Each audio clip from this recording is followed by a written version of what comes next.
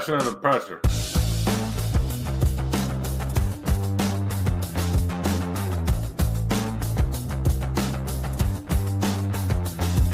Hey everyone, how you doing? This is Amon Green, Green Bay Packers all-time leading rusher, and you're watching Packers Total Access Live, your daily source for Packer content. Go Pack, go!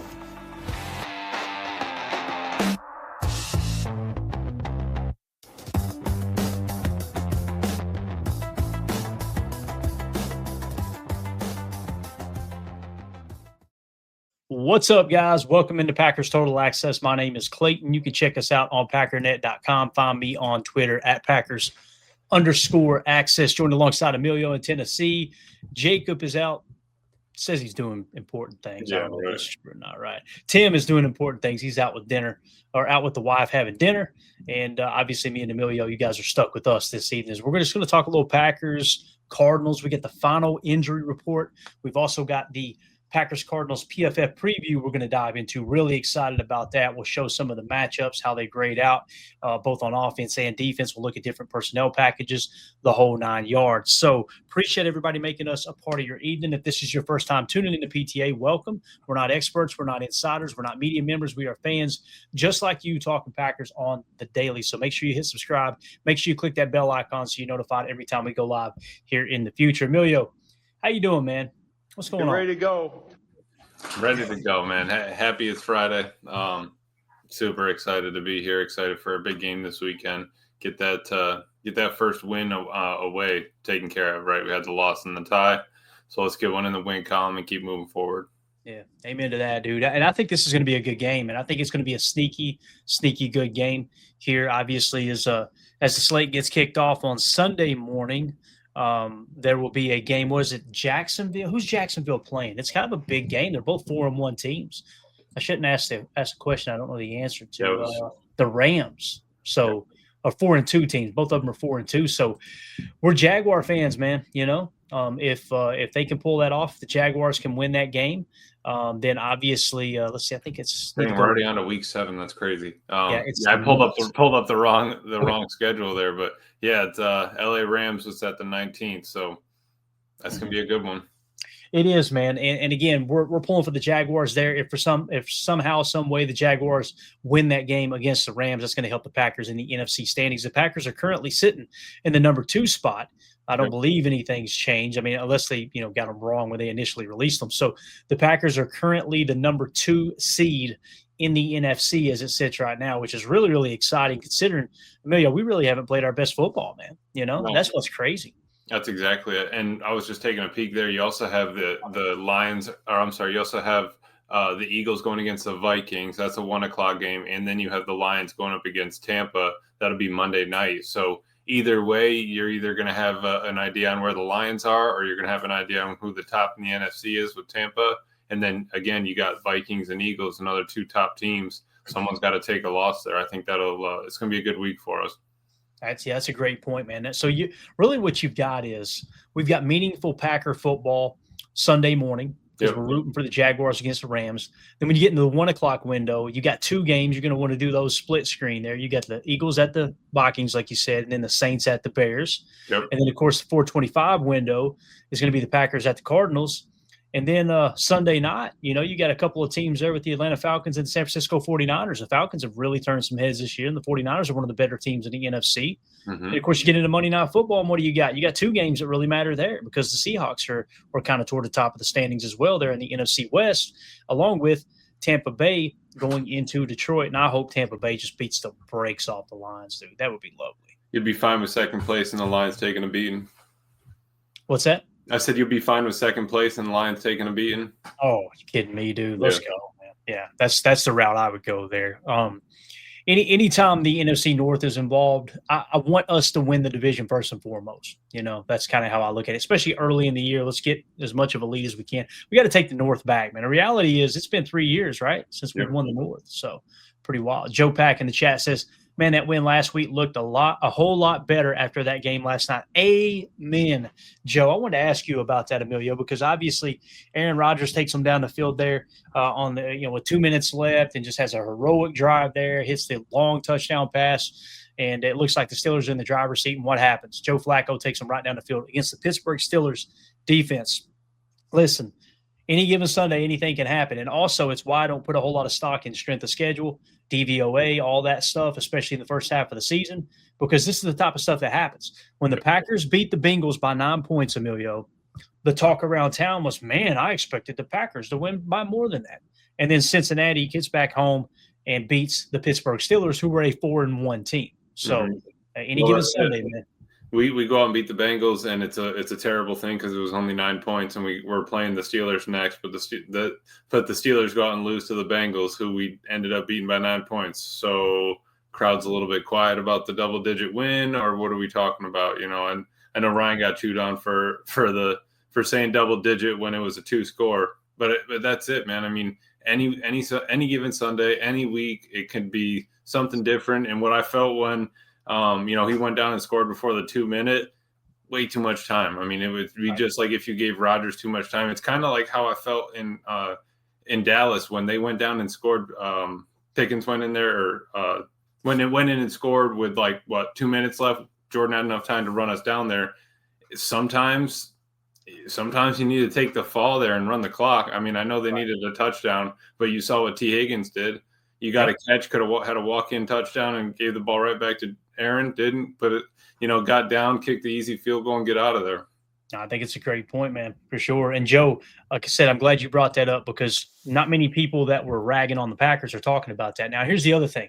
You look up and go, okay, yeah, they're winning. They're in the lead in the North. All right, they're the number 2 seed in the NFC, but wacky things can happen throughout the season. Guys, across the entire National Football League, there were only 4 teams coming into this week that had 1 loss.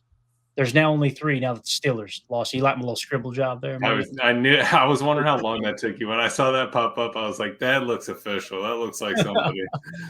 Yeah, so obviously there are only 3 teams now with 1 loss. And listen, we're hoping that we come out of this week and the Packers are the only 1-loss team. Again, if we take a glance back at that schedule, well, who are the Colts playing? When do the Colts play? The Colts play the Chargers in that 4 o'clock window there on the road with the LA Chargers. And then, like we had said, Tampa Bay on Monday Night Football there against the Lions. So it's a win-win either way, kind of like what you alluded to there earlier.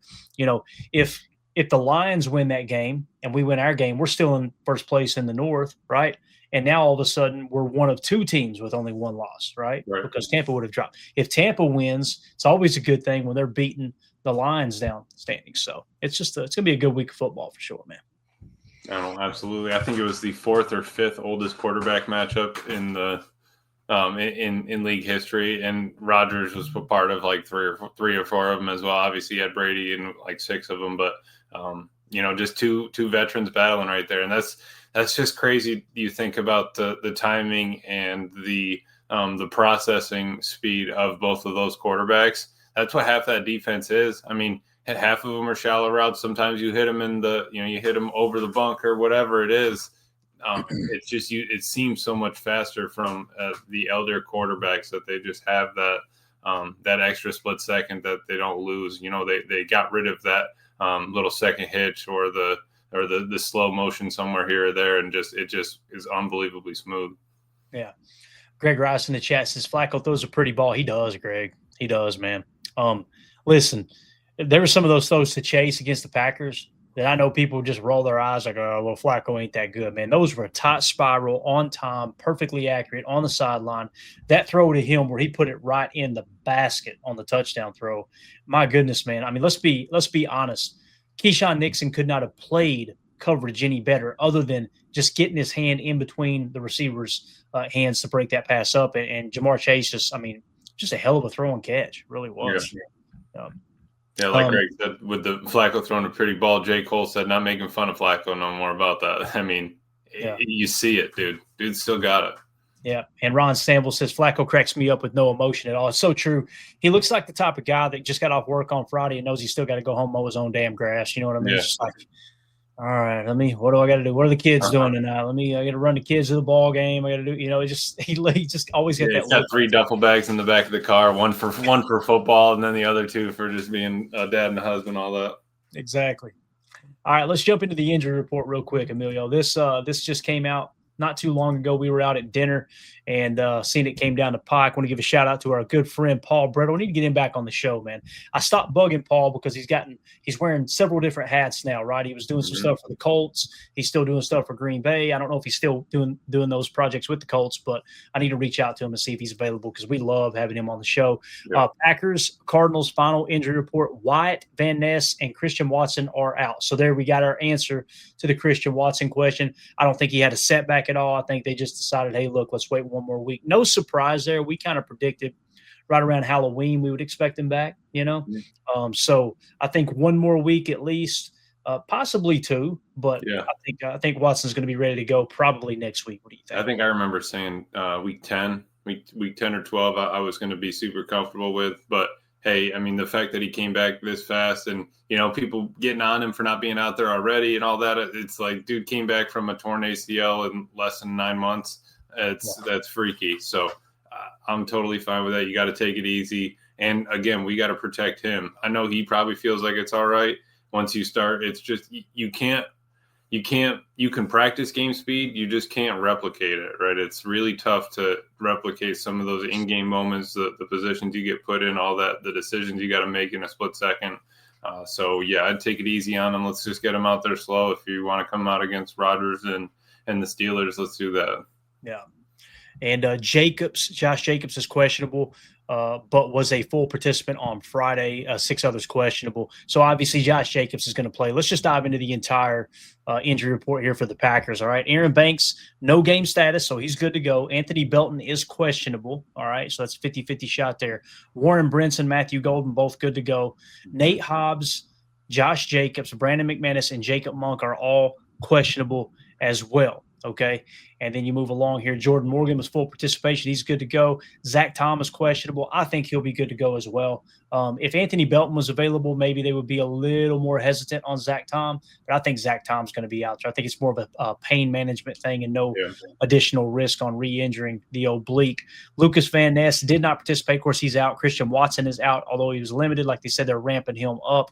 Dontavion Wicks is listed as questionable, and Devontae White, like we said, is officially out. So really the only thing that sticks out here is exactly what Paul Brettle said, Emilio. You got Lucas Van Ness, you got Christian Watson and Devontae White, all 3 out. I think both of those will probably be back next week. Now, if you look at the questionables here, are we concerned, Emilio? Anthony Belton, Nate Hobbs, Josh Jacobs, Brandon McManus, Jacob Monk, Zach Tom, Dontavion Wicks. Are you worried about any of those players not playing? Is there something I'm missing there? McManus would be the only one. I think that him being did not participate on Friday. I know that they were asking him. It's always day to day, and Matt saying we'll see. I think that his we'll see is still going to be another week out. Would just not. I mean, if he didn't kick all week, yeah, he probably can go out and kick it. But Haversick is taking kicks all week. Let him just go out there and take care of that. Keep resting up the leg. If there's no point in bringing him back early. You're just going to be mad at yourself in week 12 if he re-injures it or whatever. So let him sit out however long he needs. And again, you got to watch out for him. The only other one would be Nate Hobbs, just going not listed to limited. Hopefully it's just, flared up, need to get it iced and, compression on it, something like that. But besides that, I think I'm pretty happy with everybody else. Yeah, I like what Coach Lynn said here. This is Christian Watson's training camp. It's so true, right? I mean, that's exactly what this is. It isn't about, he's too hurt to play. It's about ramping him up and getting him ready, right, to go in and see real game time. So I think that's very well put there, Coach Lynn. Very, very good perspective there for sure. Moving along to the Cardinals side here, Emilio. So let's just focus on the ones that did not participate. It's kind of interesting. Well, Calais Campbell's good to go, right? That's just veteran rest. So they just gave him Friday off. So he's good to go. And he's mentioned as one of the Tuesday players in our game plan over at Patreon. You guys make sure you check that out. We'll continue to add to that all the way up till game time. Keaton Crawford, safety with the ankle, was limited. He's listed as questionable. Amari DeMarcado, the running back, he is out. Now, I don't know if that was actually an ankle injury, if that's where the coach smacked him in the chest and hurt his feelings, but he's definitely out this game. Sliding on down, Will Hernandez and Zay Jones are both questionable. If Zay Jones doesn't play, that might be interesting there, right? Them be a little lighter at wide receiver. Now, two of their top graded players on offense, according to PFF, is Trey McBride and their backup tight end as well. Although the backup tight end has had minimal targets, but Trey McBride is kind of that guy. It's interesting. Trey McBride leads them in receiving yards, but some of the advanced metrics, Emilio, doesn't look good, like the EPA and stuff like that. It's not very high. His yak is horrible, right? And usually you get tight ends like Tucker Kraft, for instance. He's just a yak god, right? So it's one of those things, in my opinion, you don't have to worry about Trey McBride's yards after the catch as much as you do him just securing the catch. So play him tight in coverage, and we'll talk about it in the game plan on how to control him. I play him tight in coverage with little worry about him breaking tackles after the catch. Does that make sense? Yeah, absolutely. You kind of want to stay sticky on him, but also, you're not overly worried about trying to bracket him over the top or anything like that. Like he's going to be a game changer. So yeah, I like that idea, especially he's getting 7-8 targets a game minimum, and he's catching 3/4 of them, right? So it's the offense is going to run through him a little bit. But yeah, you're right. If that's his best player, and they want to go to him underneath, fine. If we can keep everything else out, I know we don't love the nickel and dime, but I'd much rather keep everything in front of me, eyes on the ball, than getting beat over the top, running zero man. I still kind of stand by that. I don't think that anybody would be happy with that. Yeah, and on the other side here, you've got our boy. Where's he at? Marvin Harrison Jr. with the concussion, limited full participation. He's good to go. Yep. He's having kind of a down year a little bit, Emilio, but 15 yards per catch. Got to be aware of that. So he's kind of the shot play guy, right? Or at least the mid to deep range guy. Trey McBride's the underneath dude. They will dump it off to James Conner if they need to at the running back position. But really what I would key in on is make sure Marvin Harrison Jr. is not hitting you for the big plays, right? And then let's key in on the catch point of Trey McBride. Don't be afraid to play aggressive coverage on him. Right. Also, this is one of those games I would say don't be afraid to dial up a blitz or two. Let's get pressure on the quarterback until they prove we can read it, we can get the ball out, and we can burn you in that regard. This is probably not one of those games where I'd like to see 7 in coverage. I'd like to see you load the box and blitz a little bit more, get pressure on those quarterbacks, especially if you jump out to an early lead. Yeah, and then pin the ears back just like they did in Tennessee last year. It's something that we can get to. It's just you can't jump into that right away. And you're right. I think that let's get a little bit of pressure on them. They do want to try to force the ball vertically down the field, though it hasn't been, like you said, super successful. And I honestly think Marvin Harrison, gets in his head a little bit. In that one game, he didn't really kind of get the weight off of his back until he got that touchdown finally. And then it started slowing down for him. Then the game started coming to him a little bit more. But man, we've got that in Matthew Golden, right? By now the dude's getting better. He's feeling it. So I think that, I'll take our younger wide receiver over Marvin right now. But yeah, you're going to have to keep an eye on him and being in there. That's always a possibility. And somebody that's not on this list, thank you, Joe Pack, for pointing this out. Connor is on IR. Right. So what you'll have to notice is Bam Knight, I think he goes by Zonovan and Bam as well. He's been the running back the last 2 weeks here, week 5, week 6, 70 PFF grade, 68 PFF grade. So he's been kind of the dump off guy here lately. So keep an eye on him. He's one that might be able to make a little bit of a difference. He was full participation as well with the knee injury. Looked like he's good to go though, 100%. So thank you for that information there, Joe Pack. All right. Hey fam in the chat. Clayton's hat's wider than Emilio's thighs after a summer of mowing. There you go. You heard it from a fan right here. So the other one, Darius Robinson, defensive line with he's questionable. Of course, Walter Nolan's going to be out again, although he was limited all week long. And then Kyler Murray, man. Kyler Murray's interesting. You see questionable, think, all right, he might play with foot injury, right? But all week long, we know that the Cardinal insiders were pointing out the entire time that he was throwing with the practice squad guys, right? Like and it looked like Brissett was getting all the reps with the actual receivers, actual tight ends. So it's going to be interesting, man.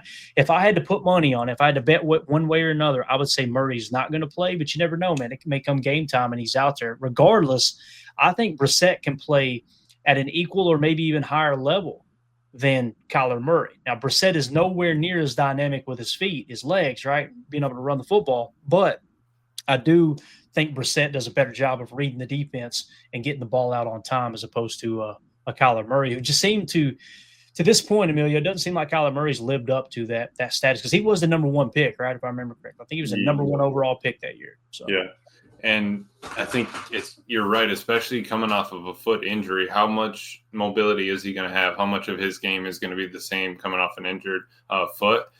And again, dude, it's just a completely different quarterback. You need a lot more windows for Kyler than you do for Brissett. You can kind of see over the line, like we talked about, and again, we've played a couple mobile quarterbacks. I think we would fare a little bit better against Brissett than we would against Kyler. But again, they also don't have their running game like they did with Connor last year. Or was it last year we played them or the year before? So right. We're in a better shape, I think, than the last time we played them, obviously. But we have different challenges this game.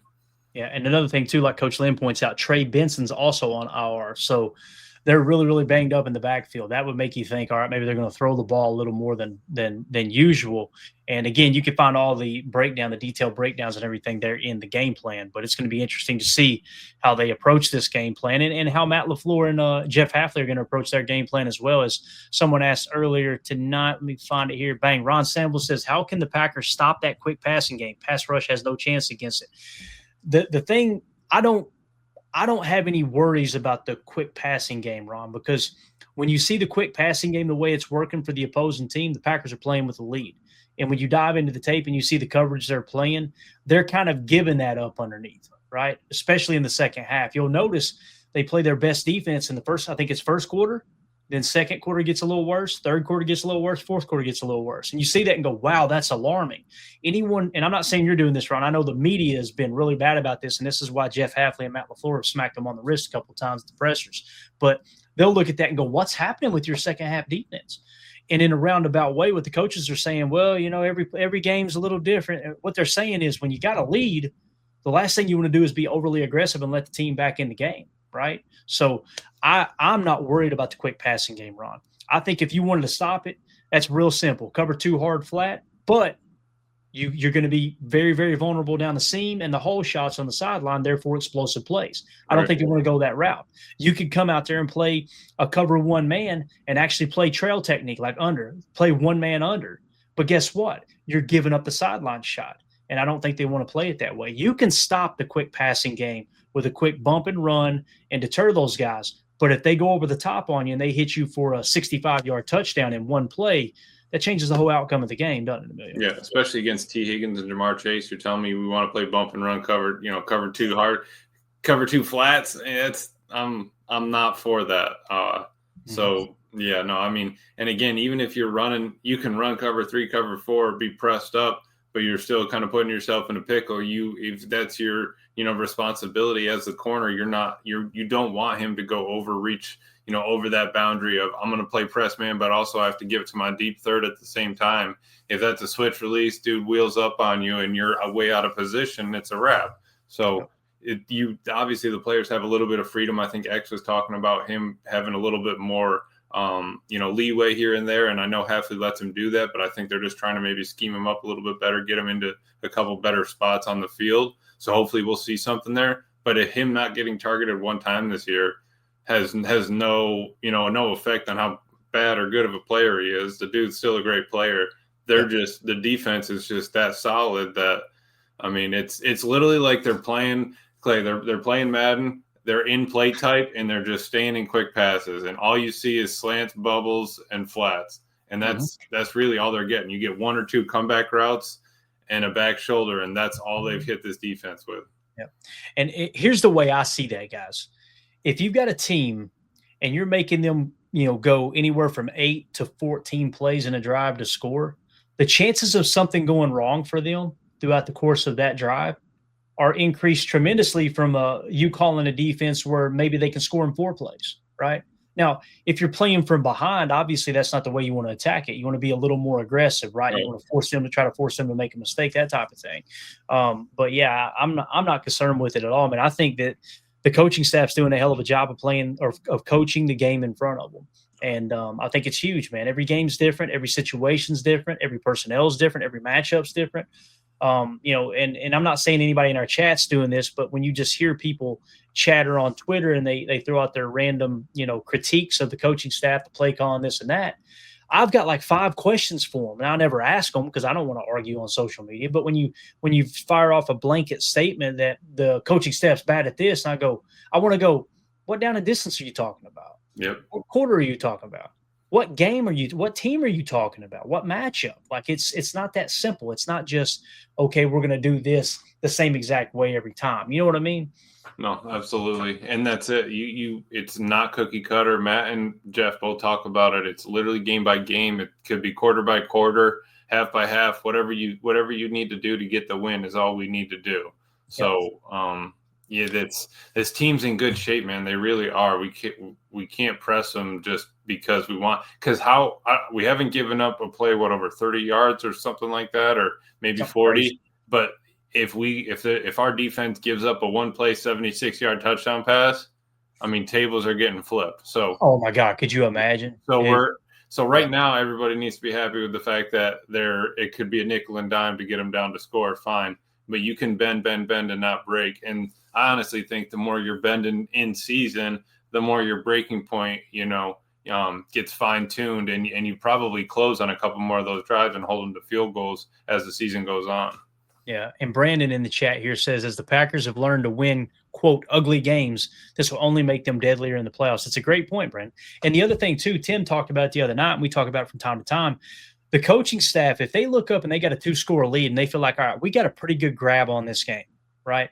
Let's hold – you've got those go-to plays. You got those got-to-have-it plays on the play sheet, right? They're going to be highlighted in a separate section. I'm sure Coach Lynn knows about this, and you might have them highlighted in green. It's like, okay, when you really need a play on a 3rd and short, here's our play call. When you really need a play on 3rd and long because the offense is sputtering, we're going to go to this call. If you're winning by 2 scores and you're winning the entire game, you stay out of that aspect of the play call sheet, and you carry that over to the next week. And now the other teams – that you got, that you're facing, that are watching your previous 4-game saturation, last 2 head-to-head game tape, they are not even aware of that play, right? You keep it in your back pocket. That stuff happens both on offense and defense. I know some fans refuse to believe that, but it's so true. And so when you talk about learning how to win ugly games, you're also you're talking about learning how to win these ugly games against maybe what most would agree is a lesser opponent in the Bengals, where you're not having to tip your hand and show those money plays that you really, really feel good about. So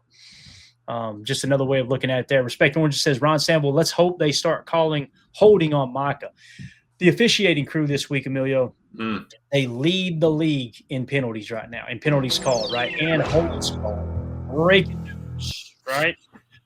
Tim was on that, right? He's a rookie. Dude's been here for half a year. He's trying to make sure he hits his quota early. Yep. So I think you're going to see a lot of holding calls this week. Now I hope it's not on our side of the field, but I do know this: as long as they're not calling holding on Micah, and Coach LaFleur and everybody in the organization is sending in the tapes to the league and going, hey, look, you're missing this, you're missing this, you're missing this, until they start calling it on us, I'm telling Rasheed Walker, Zach Tom, I'm telling the guards, bear hug the hell out of them, boys. Yep. Go out there and tackle them. If they're not going to call hold, let's take advantage of it too. That's the only way you can combat it, man. Yeah. Other than making it, yeah. So. You're going to have to. And I looked up that number. Our longest pass we've given up was by Keyshawn, 34 yards. There's been 540 yards after a catch and 1,105 yards total passing. That's divided by 5 games. That's only 220 and change. So, I mean, yeah, I don't think we really can be mad that the defense is only giving up 200 yards a game passing. And we're top 3 in run defense and running yards allowed per game. Like, where are we mad at this defense right now? I don't understand it. I don't either, man. I don't either. And again, going into the season, there were many people going, listen, guys, we may start 0-2. Those first 2 weeks are tough games. You come out and you go 2-0, right? And then you turn around and you lose a tough one to Cleveland. You tie with Dallas. You beat Cincy, and the sky's falling. I'm like, you didn't boat race Cincy, so everybody's all of a sudden worried about it. Ron Sample points out they also lead in offsides called. That's one thing I would be aware of with Micah. I would tell him, listen, Buck, let's tone down the offside stuff, right? Because he is getting a little too aggressive with that quick twitch. I wouldn't be surprised if Micah is one of the defenders in the league that's actually leading in offsides penalties. It seems like every game he's getting called for it. So it's something you want to be aware of there as well. But All right, man. Let's move it along now to the PFF preview. We've already hit on this first screen. We're going to hit on it again, though. We hit on it earlier in the week. We just want to make sure, see where the line's at, make sure everything's holding steady. It's still 6.5, so you can see the market has the Packers as 6.5-point favorites. When you look at the money now, Emilio, 51% of the money is on Green Bay. 57% of the tickets are on Green Bay to cover the spread. Feeling a lot better about this game now.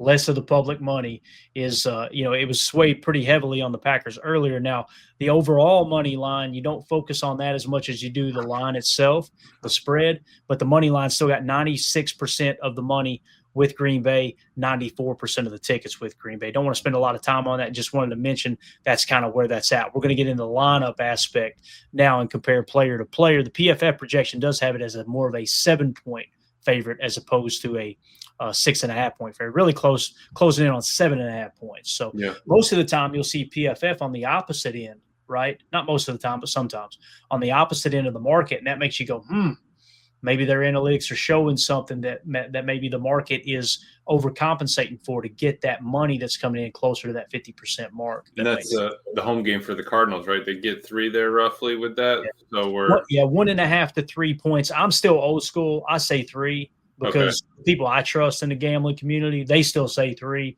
But many people have this narrative that they're preaching now that no, it's actually 1.5 now for home teams. So that would bring us to 9.5, or that would bring us to 3.5. So if you gave them that 3, if you give them that 3, essentially what that means is, all right, they caught 3 points already, and we're still 6.5-point favorites. So if this was played at Lambeau, you'd be calling it. It'd probably be closer to 9.5. Okay, gotcha.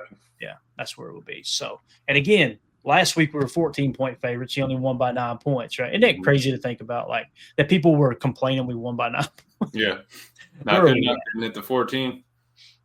What's that? Not good enough. We didn't hit the 14 like they called for, right? It's unbelievable, man. And maybe people just need to stop putting money on the game and just watch it, right?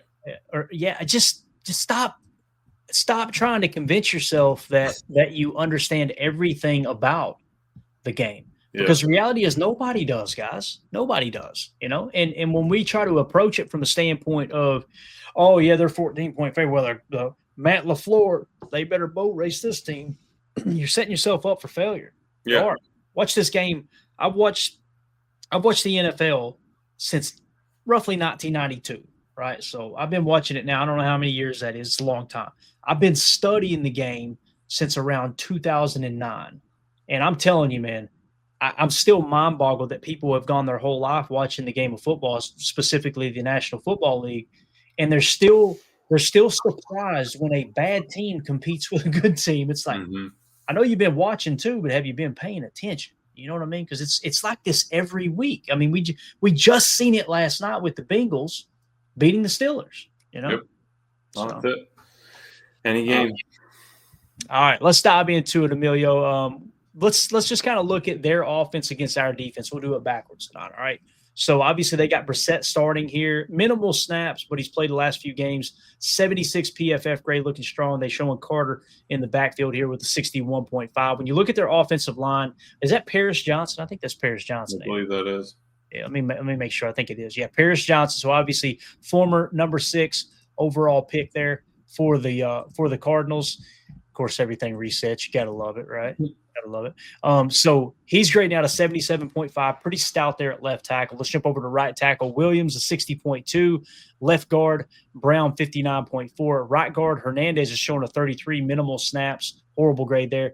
And then they got Frohold at center. He's the 9th highest graded center at a 69.1. When you look at that offensive line, according to PFF, and again, I'm not saying it's everything, but according to PFF, it seems like the right side of that line is going to be the weak spot, Emilio. So this might be the Rashawn Gary game, right? He's been due the last couple of weeks. He's been great in the run game. Might see him get some significant pressure in some in a sack or two in this ball game. It wouldn't be surprised. I like a couple overload looks on the right side. I like a little bit of, mug in, move Micah around, stack Micah and Gary on one side, something like that. Let's switch it up. They do have the good base down though. You got a good center. You got a solid blindside tackle. If you can keep that right tackle in good shape, they have a pretty good setup there. just maybe not the best road grading line. Let's see if they can keep their quarterback clean, for longer than 2.5, 3 seconds, and we'll see where this D line is, because I think that we have probably the advantage so far on the O line D line look. Yeah, sure. So that's how the offensive line looks. Now, when you match up our defensive front, Micah Parsons, 92.4. He's the highest graded edge defender. I know Detroit Lions fans lose their mind when they see that, but he's the number one edge defender in the National Football League right now. And then you got Gary opposite him at a 70.8. He still leads the team in sacks. He also leads the defensive line in run stops. So obviously he's more of a run-stopping defender, more of a balanced defender, as opposed to Micah Parsons, who just, hey, man, turn it loose. They're going to double and triple team you. Just play with your hair on fire, try to get to the quarterback. Now, we're showing Carl Brooks at a 52.1 and Kobe Wooden starting in the middle of 66.4. The one I want to see get at least 20 snaps is Warren Brinson. He flashed last week. Listen, guys, it could have been a fluke, right? No two ways about it. However, if it wasn't a fluke, and he goes out this week and gets, 15 to 25 snaps, and all of a sudden Warren Brinson cooks, you might see him start to unseat some of these. Just going to get yourself more playing time. So I'm excited to see if Brinson's a real deal or not. But just looking at the offensive line and the defensive line as a whole as it sits here, Emilio, how do you feel about the way we match up against our offensive line? I think we definitely have that upper hand there. We've got the edges. We're set there. I think we're still a work in progress in the D tackles, especially with Wyatt out. But it's the perfect opportunity for everybody behind him to take that and run with it, right? It's the next man up mentality. Everybody has to be ready at a moment's notice to get out there and play. Brooks, we love him. He's had a couple of great years, but then he kind of, he's teetering off the past few. Wooden, we were worried wasn't going to make the team. He's been scaling it up the past couple of years. So everybody's sort of building to maybe what they can be. But yeah, you take a D tackle at the end of the draft. He doesn't end up starting right away. You bring in the undrafted free agent to sort of be your starter. And then again, that draft pick was actually the right call, maybe all along. You got to get him reps. You got to get him time. And I think that's not where Kenny was a progress stopper, but the older the guy, you have more opportunities now for those young guys to get reps early, get them often, get them now in the regular season before we try to make a playoff push or anything like that, because at that point it would be too late to try to get them reps and get them ready. Yeah, that's a great point. All right, moving along to running back, we hit on Carter, 61.5. Trey McBride is the one we talked about being a Tuesday player. You can see throughout his career so far, a young career, only 4 years. This is his fourth year. 51, 76, 86, 78. So he has become a really good football player. Again, when you dive into the metrics a little bit deeper, this year, not a whole lot of yak going on, right? So kind of played to that advantage a little bit. His receiving grade, however, an 80. His offensive grade overall is 78.4. Run blocking grade, not too shabby either at the tight end position with a 65.1. How does he stack up against our linebacking core? Edgerrin Cooper is now the 15th highest graded linebacker in the NFL. Quay Walker is at a 62.2, sitting 39th. So again, Edgerrin Cooper sitting at 75.8, putting together a solid sophomore campaign here. I think he's going to do nothing but get better as the year goes along as well. And I love the fact that they're staying healthy, knock on wood, right? So I like our ability to shut down Trey McBride, because you're also going to have Xavier McKinney and Evan Williams probably both rotating in and out of the box to help cover Trey McBride. In the past, what you've seen is the safety on the tight end the majority of the time. So what do you think about Trey McBride matched up against our safeties and our linebackers here, man? Yeah, Coop, the young guys are holding it down. Obviously, you're not maybe super happy with McKinney and Walker's grade, but they know what they're doing out there. Those are the vets. They know what's going on. Wes and Mike were talking about it. And we're talking about Cooper. I was just looking here. They actually have Cooper as the highest targeted person on this team, 35 targets, 30 receptions. So Cooper's actually been asked to play a lot more coverage this year than he did a lot last year with his loops and scrapes and those sort of things, because we already know what he can do with that stuff. We need to make sure that he's squared away and knows where he's going. We pulled it up on Chalk Talk, didn't we, Clay, where Coop kind of got caught in the middle. Nothing against him, but you weren't 100% sure when that star receiver came over there. What's our adjustment? How are we approaching that? Where's my, where do I got to get to my spot? I'm not mad at Coop at all. I think he's had he's a 85 receiving percentage for the players, 183 yards against him, about 6 yards a catch. which isn't horrible. Dude's got the speed to do it, got able to cover. I think just putting everybody in different spots will just only benefit them down the line. You're never going to have the same exact rep every single week. No, I think that's all very well said. And again, when we watch that tape with Coop, what Emilio's talking about is, I believe it was 11 personnel. They were in a trips left or a trips right look. Yep. They motioned Jamar Chase over to the left. And when he motions over and then they run that route concept, you can see it was a cover 6 call. It was 2 left, 4 right. And basically when the ball was snapped, you could see the two side. They didn't change it, right? And some would say the original call, yes, it was a cover 6. But when he comes over to the left, it's almost has the counter effect of like a cover 9 look. And with the cover 9 defense, guys, it's really simple. With the cover 9, it's on the weak side of the formation, you're playing quarters. On the strong side of the formation, you're playing half. So it kind of turns into a cover 9 look, although that wasn't the plan. And you've seen the safety bail the hell out of there. It's like if they're trying to run some kind of switch release here, they may get us here because of the pre-snap adjustment or the pre-snap motion, but they are not going to hit us for a touchdown. Right? And that decision in action by X is why we've only given up a 34-yard pass. Bingo. And I have no idea how he's only grading out a 62.4 because if the stats I heard the other day were correctly, he still has not given up a catch all year long. So McKinney has been lights out. I don't know what they're watching on tape over at PFF, which, by the way, did you hear what Pat McAfee said about PFF the other day? I missed it. So they went on a big rant about PFF. And you guys know we've been very critical of PFF. We use it every week because it's another metric. It's another set of eyeballs that are on the tape, supposedly. Pat McAfee said that a player told him that Uber driver picked him up at the airport, right? Picked up this player, unnamed player. And that player was on their way back. Maybe it was Chris Long. Was it Chris Long that did it? Might have been Chris Long.